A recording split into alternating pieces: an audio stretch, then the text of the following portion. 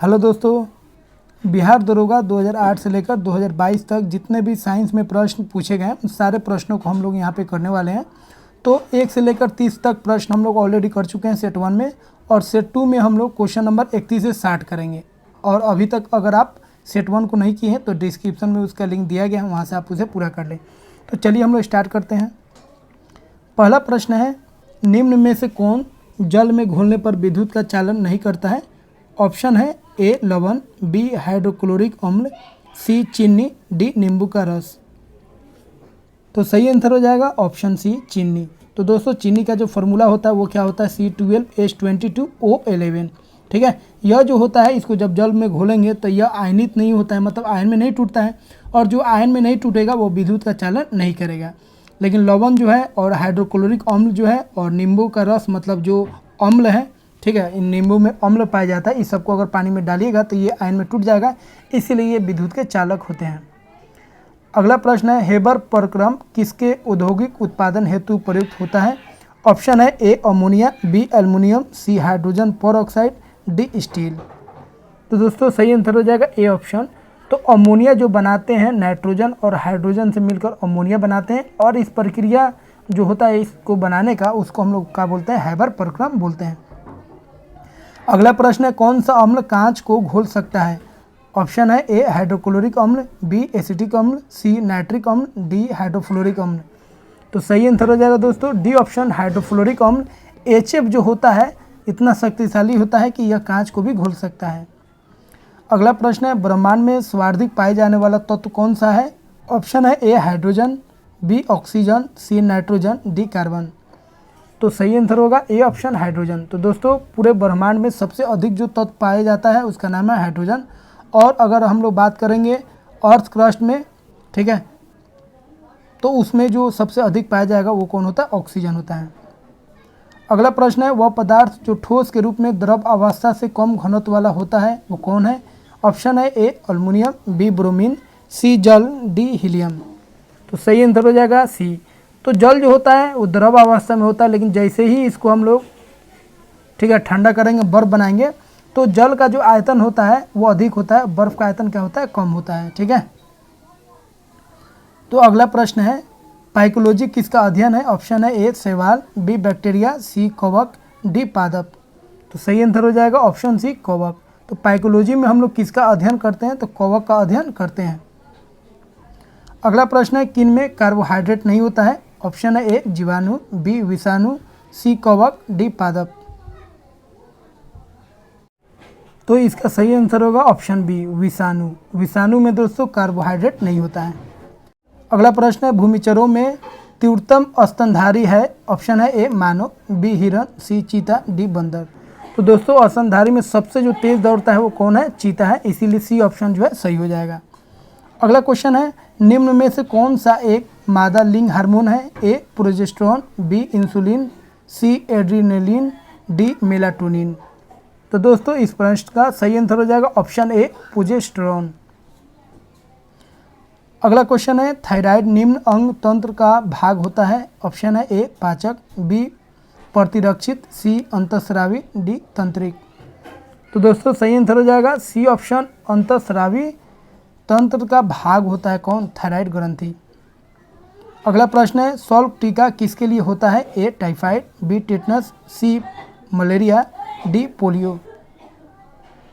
तो सही आंसर हो जाएगा ऑप्शन डी पोलियो। तो पोलियो का जो टीका होता है उसका नाम है सॉल्व टीका।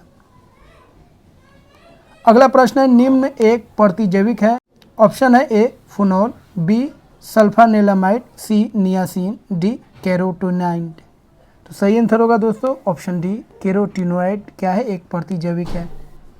अगला प्रश्न है, वनस्पति घी में होता है? ऑप्शन है ए एकल असंतृप्त वसा, बी बहु असंतृप्त वसा, सी ओमेगा 3 वसीय अम्ल, डी पराबसाय। तो इस प्रश्न का जो सही आंसर है वो हो जाएगा ऑप्शन ए एकल असंतृप्त वसा। अगला प्रश्न है, मूत्र का पीएच है? ऑप्शन है ए 7.0, बी 6.0, सी 8.0, डी 5.0। तो सही आंसर होगा ऑप्शन बी 6.0। तो मूत्र का जो पीएच होता है वो कितना होता है? 6 होता है।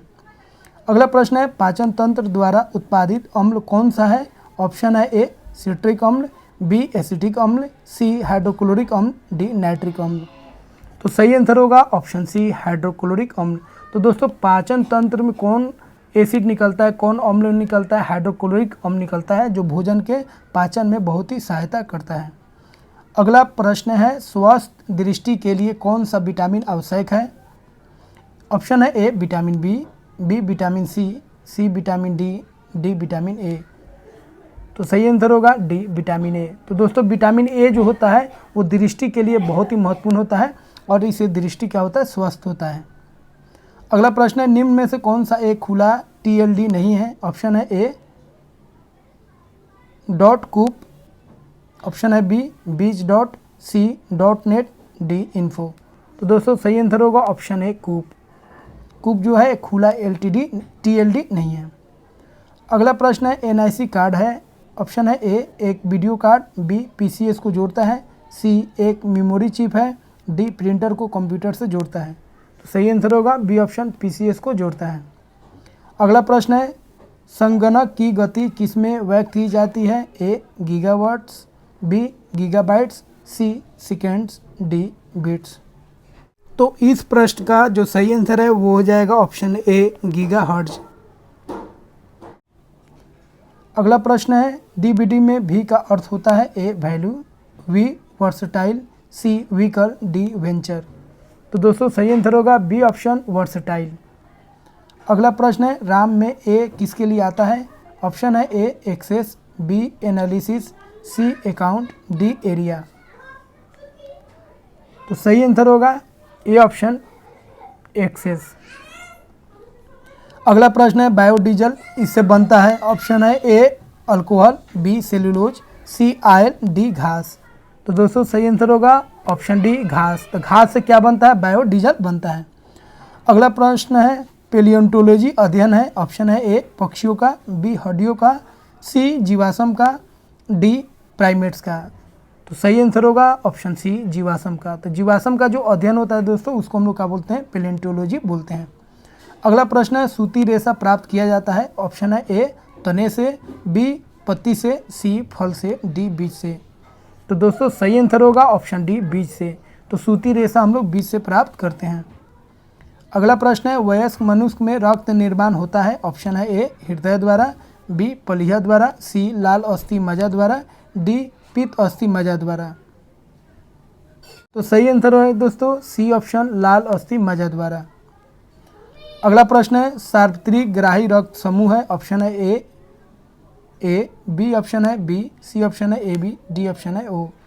तो सही आंसर होगा दोस्तों option C A B. A B जो है दोस्तों वह किसी से भी रक्त ले सकता है और ओ जो है किसी भी व्यक्ति को रक्त दे सकता है। अगला प्रश्न है, तंबाकू धूम्रपान करना स्वास्थ्य के लिए हानिकारक है क्योंकि इनमें होता है।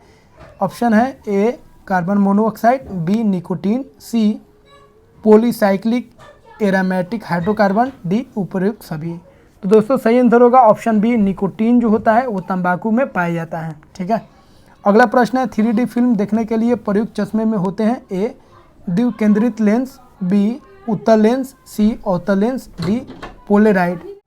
तो ऑप्शन सही होगा ऑप्शन डी पोलेराइड। अगला प्रश्न है, डिटर्जेंट किस सिद्धांत पर सतहों की सफाई करते हैं? ए श्यानता, बी पृष्ठ तनाव, सी प्रत्यास्थता, डी पलवन। तो दोस्तों सही आंसर होगा बी ऑप्शन पृष्ठ तनाव। पृष्ठ तनाव की वजह से डिटर्जेंट जो होते हैं सतहों की सफाई करते हैं। अगला प्रश्न है, निम्नलिखित में से कौन सा ऑप्टिकल डिस्क का उदाहरण है? ऑप्शन है A database disk, B memory disk, C magnetic disk, D digital versatile disk. तो सही आंसर होगा option D digital versatile disk. तो दोस्तों इस तरह हम लोग 30 प्रश्नों को कर चुके हैं कंप्लीट सेट 2 में, जो साइंस के क्वेश्चन है और ये क्वेश्चन जो है बिहार दरोगा में पूछे गए हैं। तो मिलते हैं दोस्तों कल हम लोग एक नए सेट में सेट 3 को कंप्लीट करेंगे।